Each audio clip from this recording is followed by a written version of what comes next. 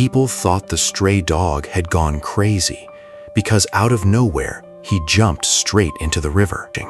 But the dog kept diving underwater again and again. Heard a tiny sound. Under the bridge, there was a little child cry anymore. The dog used his own body to keep the little girl above the water so the current wouldn't pull her away. Food and blankets for the dog. Because the one everyone called useless ended up saving a life.